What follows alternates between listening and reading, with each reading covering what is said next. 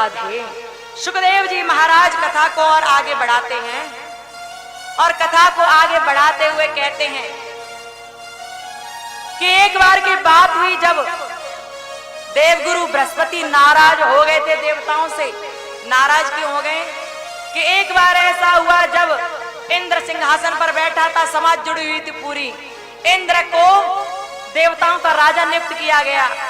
तभी देवगुरु बृहस्पति आए वहां पर, सब खड़े हो गए, लेकिन इंद्र मद का मतवाला अहंकार में बैठा रहा, खड़ा नहीं हुआ। उसने गुरु का अपमान कर दिया। इसी वजह से देवगुरु बृहस्पति नाराज हो गए, इंद्र को छोड़ दिया, जा जो करना कर, मैं नहीं रहूंगा यहाँ। इंद्र को छोड़ दिया। देवगुरु बृहस्पति जैसे ही नाराज हुए तो राक्षसों को पता चल गया कि देवताओं के गुरु तो नाराज हैं उनसे, अब ऐसा करो कि आक्रमण कर दो देवताओं के ऊपर। एक गुरु होते हैं ना, एक ढाल का काम करते हैं शिष्य के सामने वो, लेकिन इंद्र ने गुरु को नाराज कर दिया। देवगुरु बृहस्पति नाराज हुए, इतने में ही राक्षसों ने आक्रमण कर दिया। अब इंद्र को छुपने के लिए जगह नहीं मिली कहीं। बृहस्पति गुरु को मनाने के लिए कई बार गए, लेकिन बृहस्पति गुरु मानते नहीं हैं, नाराज हैं वो। और जब नहीं माने तो इंद्र बहुत दुखी हो गया, गुफाओं में छुपता है। तभी किसी ने बताया कि आप जाओ, देवगुरु बृहस्पति तो नहीं मान रहे, लेकिन ऐसा करो कि त्वष्टा ऋषि के एक पुत्र है जिनका नाम विश्वरूप है, उन्हें अपना गुरु बना लो, उनसे पुरोहिताई का काम कराओ, उनको पुरोहित बना लो। उनको पुरोहित बना लोगे तो वो तुम्हारे लिए काम करेंगे, तुम्हारे लिए यज्ञ करेंगे, और जब वो तुम्हारे लिए यज्ञ करेंगे तो तुम्हें बल प्राप्त होगा, तुम बलवान हो जाओगे, और बलवान हो जाओगे तो राक्षसों से युद्ध कर पाओगे। आप देखते हो ना यज्ञ क्यों करते हैं, आपको पता है यज्ञ क्यों किए जाते हैं? हवन में लकड़ियों को क्यों जलाते हैं, हविष्यान्न क्यों डाला जाता, पता है आपको क्यों करते हैं यज्ञ? यज्ञ इसलिए करते हैं जिससे कि भगवान प्रसन्न हो जाए। हम लोग यज्ञ में जो भी प्रसादी डालते हैं ना, जो भी चीज डालते हैं यज्ञ में और स्वाहा बोलते हैं, वो सारा प्रसाद देवताओं के लिए जाता है। जो भी हविष्यान्न होता है ना, हवन में जो डाला जाता है, वो सब देवताओं के पास जाता है, उसे देवता लोग ग्रहण करते हैं और उसी से वो बलवान होते हैं, उसी से वो बलवान होते हैं। जब यज्ञ करना बंद हो जाते हैं तो देवताओं का बल क्षीण हो जाता है, क्षीण होता जाता है। लेकिन यहाँ क्या हुआ? यहाँ हुआ ऐसा कि बताया गया कि विश्वरूप हैं जो त्वष्टा ऋषि के पुत्र हैं, उन्हें पुरोहित बनाओ, यज्ञ करवाओ। वो यज्ञ करेंगे तो आहुति देंगे, जिससे तुम्हारा बल बढ़ेगा। तभी सब इकट्ठे होकर त्वष्टा के पुत्र विश्वरूप के पास गए, और जैसे ही पास में गए तो विश्वरूप के पास जाकर देखा कि विश्वरूप के 3 मुंह थे, 3 मुख थे। एक मुंह से वो सुरापान करते थे, दूसरे मुख से वो सोमरस पीते थे, और तीसरे से अन्न खाते थे। उन्हें अपना पुरोहित नियुक्त कर दिया इंद्र और देवताओं ने। जब पुरोहित बना दिया तो वो यज्ञ करने लगे। अब वो देवताओं के नाम की आहुति देते हैं यज्ञ में, और देवताओं के साथ दैत्यों के नाम की भी देते हैं, क्योंकि उनकी माता एक राक्षसी थी, एक दैत्य थी, इसलिए उसके नाम की आहुति वो देते थे चुपचाप। ये बात इंद्र को पता चली, तभी देवराज इंद्र ने बिना कुछ सोचे समझे उस ब्राह्मण पुत्र की हत्या कर दी, उसके 3 सिरों को काट दिया। एक सिर जो था जिससे सुरापान करते थे, उससे गौरैया का निर्माण हो गया।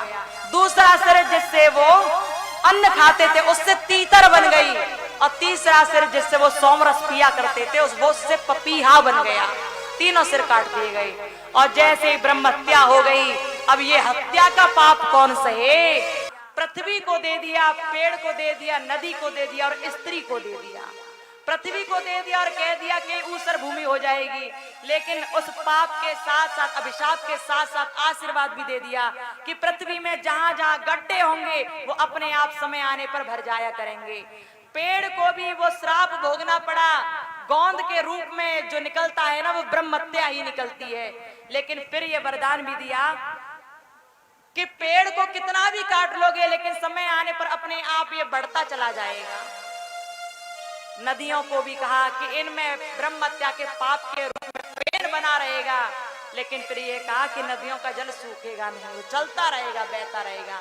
स्त्रियों को भी दिया कि ये स्त्रियां भी रजस्वला से पीड़ित होंगी, लेकिन वरदान भी दिया कि जब ये होगा तभी ये माँ बनेंगी, तभी ये पूरे संसार को आगे बढ़ाएंगी। वरदान भी ये दिया। इस तरह से ये बात बताई और फिर पुनः वो देव गुरु बृहस्पति आ गए, मान गए। देवासुर संग्राम भी हुआ जिसमें अनेक प्रकार से जो राक्षस थे वो विजयी होने लगे, लेकिन गुरु बृहस्पति की कृपा से इंद्र भी बलवान हो गए और राक्षसों को मारने लगे। बोलो भक्त वत्सल भगवान की जय हो। लेकिन एक बार की बात थी, सुखदेव जी महाराज बताते हैं, राजऋषि परीक्षित सुनो आगे की बात को कि हुआ क्या था। एक बार की बात थी जब इस संसार में भगवान के श्रेष्ठ भक्त प्रहलाद हुए। उन्हीं प्रहलाद ने भगवान से इतना प्रेम किया कि नरसिंह के रूप में भगवान उन्हें दर्शन देने के लिए आए। छाती से लगा, हृदय से लगा लिया और मन चाहा वर देकर चले गए। उन्हीं प्रहलाद के वंश में आगे चलकर बहरोचन नाम का राजा हुआ और उसी बहरोचन का एक पुत्र है जिसका नाम था राजा बलि। बलि था उसका नाम, बहुत श्रेष्ठ राजा था वो राजा बलि। सुखदेव जी कहते हैं, यज्ञेश यज्ञ पुरुषाय तीर्थ श्रवण मंगलम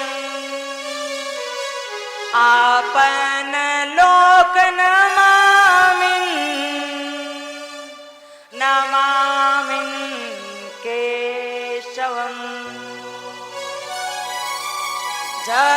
जरोगाय भवन्नुक्रमः नमस्ते स्तो नमो नमः वेद वेदाय नमस्काराय भास्कराय नमो नमः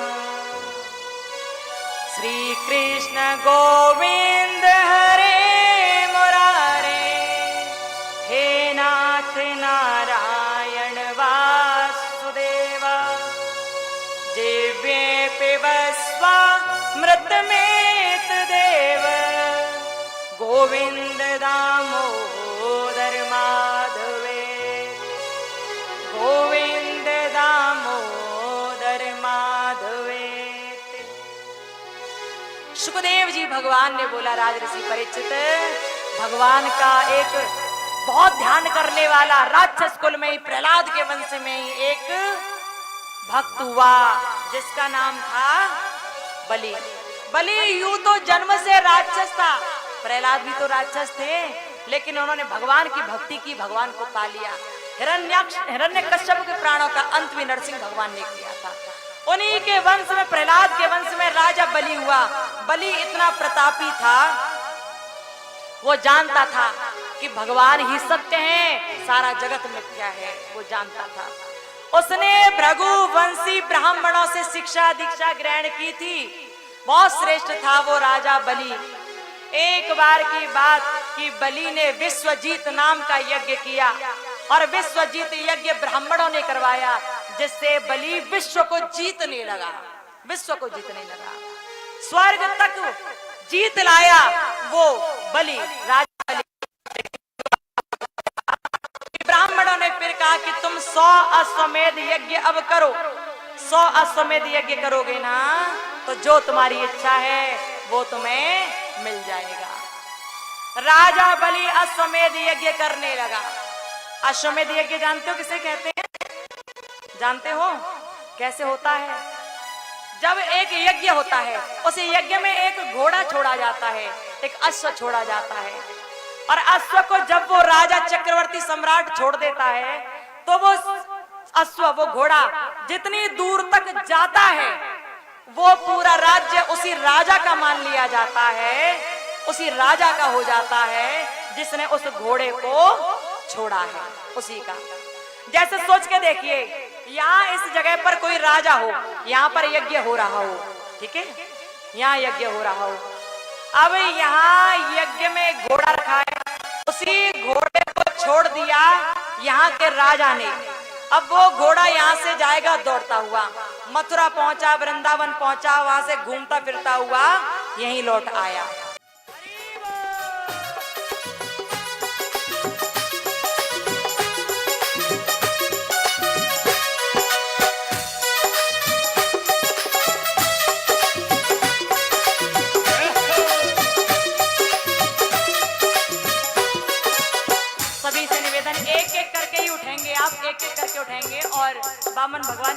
टीका करेंगे एक एक करके उठकर। और जो बैठे हैं वो तालियों की सेवा देते हुए प्रेम से बोलते रहें।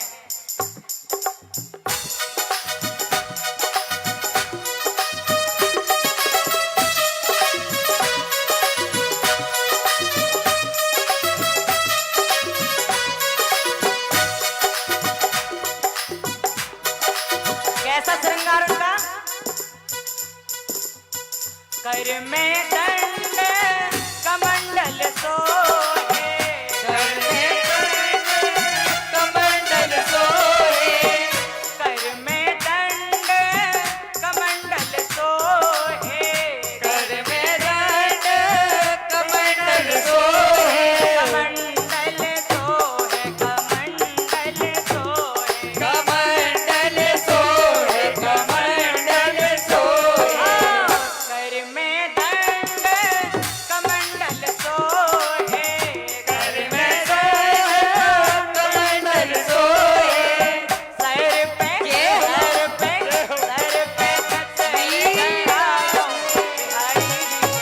सर पे छतरी चढ़ाओ बिहारी जी ने, रूप बामन को बनायो बिहारी जी ने, रूप बामन को बनायो बिहारी जी ने। किसके आग्रह पे बनाया प्रभु ने ये रूप जानते हो?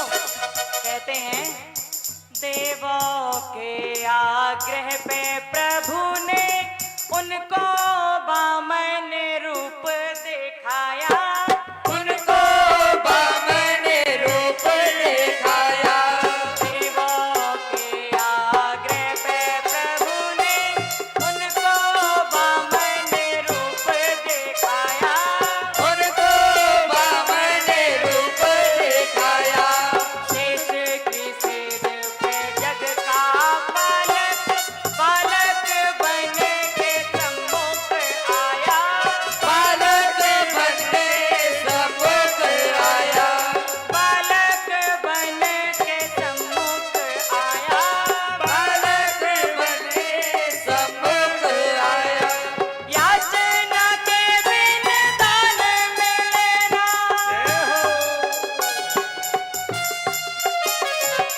याचना के बिन दान मिले ना, याचक बेटे तभी तो बनाया, राजा बलि के द्वारे हरि ने बामन बन के अलख जगाया, बादल बन के अलख जगाया, राजा बलि के द्वारे हरि ने बामन बन के अलख जगाया, बामन बन के अलख जगाया।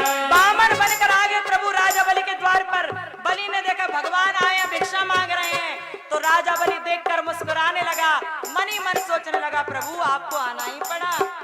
मन से बात निकल गई उसके और बोला जग के प्रभु ने रूप बनाया, बामन का मेरे ही कारण, बामन का मेरे ही कारण, जग के प्रभु ने रूप बनाया, बामन का मेरे ही कारण, बामन का ही मेरे कारण, मांगने वाले असाधारण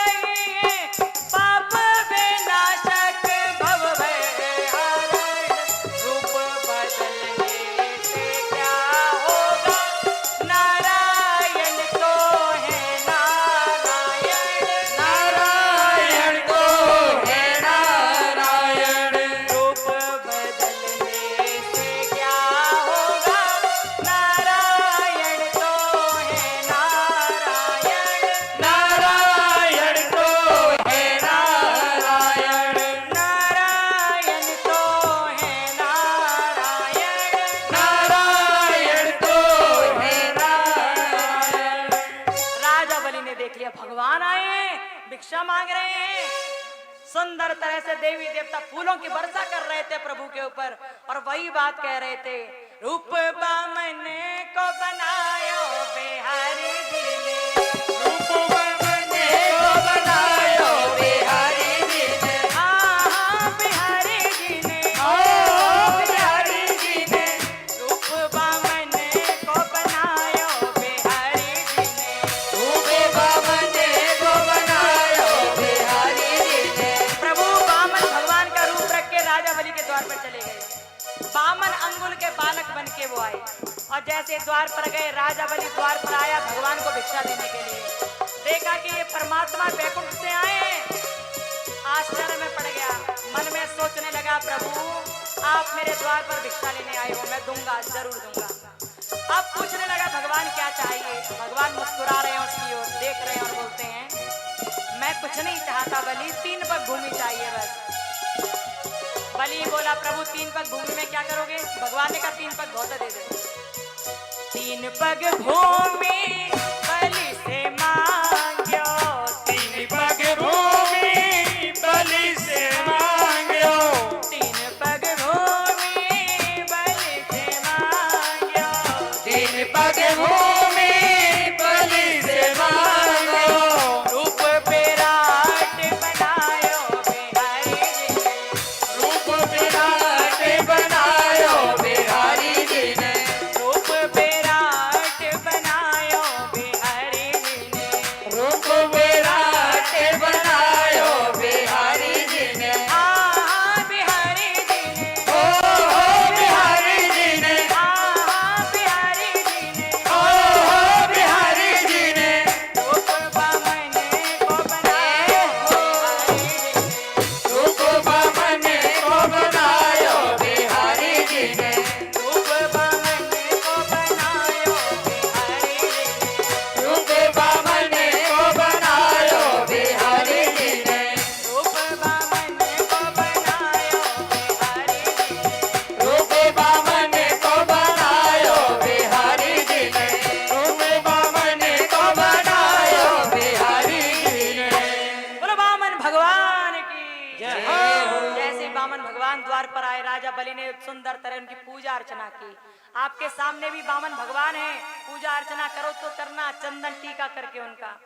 हम थोड़ा सा जैसे एक बच्चे से अपनी तरफ से, ये बच्चा है आपकी बस्ती का, इससे आपका दान जो आया है इस आश्रम के लिए, उसको बच्चे से बुलवाना चाहते हैं। हम सही तरह से थोड़ा बोल नहीं पाते। हाँ भैया सामने आओ और बच्चे आप बोल दो। राधे, जय श्री राधे।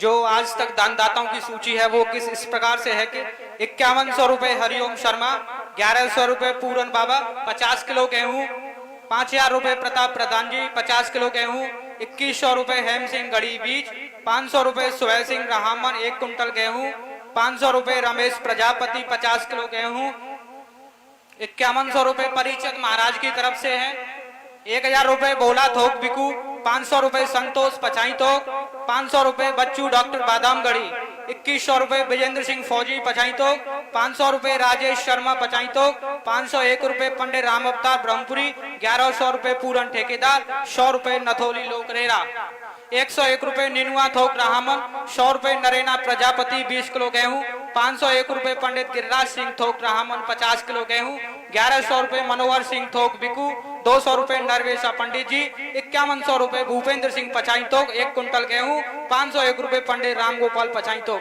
धन्यवाद। बोलो बांके बिहारी लाल की जय हो। सभी सहयोग देते रहें ताकि यज्ञ सफल हो पूरी तरह से। बोलो राधे राधे राधे। कथा के सुंदर श्रोतागणों, बामन भगवान से राजा बलि ने पूछा, प्रभु 3 पग भूमि में क्या कर लोगे? भगवान ने कहा, मेरी छोटी सी अवस्था है, इतना ही दे दे, बहुत है भैया, इतना ही दे दे। राजा बलि ने कहा, ठीक है प्रभु, मैं दे रहा हूं। तभी राजा बलि ने कहा, प्रभु 3 पग भूमि जहां से नापनी है नाप लो। इतने में दैत्य गुरु शुक्राचार्य आ गए। शुक्राचार्य ने रोका, राजा बलि से कहा, अरे बलि पागल हो गया है, ये विष्णु भगवान है, बैकुंठ से आए हैं। अरे जिनके चरणों की सेवा देवी लक्ष्मी करती रहती हैं, उनके पास किसी चीज की क्या कमी? ये तो नारायण हैं, तुझे ठगने आए हैं, अच्छा ले जाएंगे तुझे, ठग ले जाएंगे तुझे, मान जा मान जा। ये सुनकर राजा बलि ने कहा, गुरुदेव जिस विष्णु के द्वार का हर कोई भिखारी होता है, आज वही विष्णु मेरे द्वार पर भिक्षुक बन के आए हैं, और आज भी मैं उन्हें कुछ ना दूं तो मेरे लिए बड़े दुर्भाग्य की बात होगी। बस अब मुझे देने दीजिए। दैत्य गुरु शुक्राचार्य हट गए और राजा बलि फिर पुनः बामन भगवान के सामने आया, बोला प्रभु ले लीजिए। भगवान ने कहा बिना संकल्प के नहीं ले सकते, हम संकल्प करना पड़ेगा, और संकल्प तभी होगा जब इस गंगा सागर में से जल निकलेगा। जल गेला गंगा सागर उठाया, शुक्राचार्य दौड़ते हुए आए और उसी गंगा सागर में बैठ गए। अपनी बाईं आंख उन्होंने गंगा सागर की नली के भीतर लगा ली, और जैसे ही लगाई तो जल निकाला जाने लगा, लेकिन जल नहीं निकल रहा संकल्प के लिए। राजा बलि ने कहा प्रभु ऐसा क्यों हो रहा है, जल क्यों नहीं निकल रहा? भगवान ने कहा प्रतीत होता है कुछ फंस गया है। राजा बलि ने कहा प्रभु निकाल दीजिए ना, क्या फंसा है इसमें? भगवान ने कहा शुभ कार्य अपने हाथों से करो तो ज्यादा अच्छा है, हमसे ना कराओ, तुम ही करो इस शुभ कार्य को। कहते कि राजा बलि ने कुशा के आसन में से कुशा निकाली और गंगा सागर की नली में जैसे ही डाली तो शुक्राचार्य की बाईं आंख लगी हुई थी वहां पर, वो बाईं आंख फूट गई, और बाईं आंख फूटते ही शुक्राचार्य बिलबिलाते हुए गंगा सागर से बाहर निकल आए। बोलो वामन भगवान की जय हो। ऐसा ही होता है, जो दान और दानी के बीच में आड़े आता ना, उसकी आंख ऐसे ही फूटती है जैसे शुक्राचार्य की फूटी थी। कोई व्यक्ति भागवत में दान करने जा रहा है 11,000 रुपए, आपने जाकर कह दिया 11,000 दान करके क्या करेगा? तूने क्या भागवत बैठाइए? बाबा ने बैठाइए, बाबा कर लेगा जो करेगा सो। परीक्षित महाराज बने वो कर लेंगे अपने आप, तूने क्या भागवत बैठाइए? कर लेंगे अपने आप। जिसने ऐसा बोल दिया बीच में, समझो उसकी आंख फूटेगी निश्चित, 100% श्योर है, निश्चित फूटेगी। और आंख फूटने का मतलब क्या है? आंख फूटने का मतलब क्या है? केवल आंख फूटने से ही नहीं है। यदि कोई व्यक्ति दान और दानी के बीच में आड़े आता है तो उसकी ऐसी गति होती है जैसे शुक्राचार्य की हुई। आपने 10,000 देने वाले व्यक्ति को रोक दिया, उसने अब 1,000 ही दान किए, बाकी रह गए 9,000। अब 9,000 का 40 गुना जो होगा वो आपको अपनी जेब से भरना पड़ेगा, या तो डॉक्टरों को देना पड़ेगा, या वकीलों को देना पड़ेगा, या चोर चुरा ले जाएंगे, या एक्सीडेंट हो जाएगा, कुछ ना कुछ हो जाएगा, पर हो जाएगा, ये याद रखना। इसलिए दान और दानी के बीच में कभी आड़े मत आओ। आप दे सकते हो तो दो, जितना दोगे 40 गुना आपको मिलेगा। यदि रोक लिया तो 40 गुना आपको उसकी तरफ से भी देना पड़ेगा, ध्यान रखना। बोलो राधे राधे। और भागवत कथाएं तो एक की नहीं सबकी होती है, ये याद रखना। ये नहीं कि उनने बैठाई वही करवा लेंगे, अरे तू का मरेगा फिर वही करवा लेंगे तो तेरों का अचार पड़ेगा, क्या होगा फिर तेरों? बोलो राधे राधे। भगवान तो सबके होते हैं, किसी स्पेशल व्यक्ति के नहीं होते वो। अब वामन भगवान ने कहा कि 3 पग भूमि दे। राजा बलि ने संकल्प कर लिया, संकल्प पूरा हो गया 3 पग भूमि का। वामन भगवान ने अपना देखते देखते विराट स्वरूप बना लिया, और इतना विराट स्वरूप बनाया कि प्रभु ने 2 पग में तीनों लोक नाप लिए। तीसरा पग रखने को हुए, बलि से कहा कहां जाऊं? तभी बलि ने सिर नीचे कर दिया, भगवान जब 2 पग के योग्य आपने सब जान लिया तो 1 पग के योग्य तो मैं भी हूं। राजा बलि ने सिर नीचा किया, वामन भगवान ने अपना चरण बलि के सिर पर रखा, और जैसे ही रखा बलि उनका भार सहन न कर पाया और उस पृथ्वी लोक से सीधे रसातल में घुस गया, प्रवेश कर गया और सुतल लोक में पहुंच गया। बोलो बलि भगवान की जय बोलो हो। वामन भगवान की जय हो। तो राजा बलि ऐसे हुए जिन्होंने सब कुछ दान दे दिया। राजा बलि ऐसे हुए। आज के समय में तो जब लोगों से दान की अपील की जाए तो लोग दान करने में हिचकिचाते हैं। और आगे क्या हुआ, आगे की कथा हम आपको फिर सुनाएंगे। आगे की कथा फिर हम आपको सुनाएंगे। जो राजा बलि सुतल लोक में पहुंच गया ना, जानते हो क्या हुआ था फिर? वामन भगवान भी वहां पहुंचे। राजा बलि से बहुत खुश थे। राजा बलि से कहा, अरे बलि मैं तेरी भक्ति से बड़ा प्रसन्न हूं, बता क्या चाहिए तुझे? राजा बलि ने कहा कि आप तो मेरे द्वार के खुद भिक्षुक बन के आए, मैं क्या चाहूंगा, आप तो कुछ नहीं चाहिए। बामन भगवान बोले जो चाहिए सो मांग ले, मेरा मन बहुत कर रहा तुझे देने का। ऐसे हैं भगवान, यदि भगवान के ऊपर कोई समर्पित हो जाए ना तो भगवान स्वयं अपने हाथ से उसे देना चाहते हैं। भगवान स्वयं उसे कुछ ना कुछ देते हैं, कुछ ना कुछ देते हैं। भगवान पूछ रहे हैं राजा बलि से क्या चाहिए बता बता। बलि ने कहा देना चाहते हो तो एक वचन दे दो, केवल इतना वचन आप मुझे दे दो कि जिस प्रकार आप मेरे यहां भिक्षुक बन के आए हो, मैं उस रूप से तो आपको अपने पास नहीं रखूंगा, लेकिन मैं चाहता हूं आपसे कि आप मुझे वचन दे रहे हो तो इतना वचन दे दो कि जब भी मैं अपने द्वार पर देखूं तो आप मुझे मेरे द्वार के चौकीदार बन के नजर आओ। केवल इतना वचन दे दो, ये चाहता हूं। क्या आप मेरे द्वार के चौकीदार बनोगे?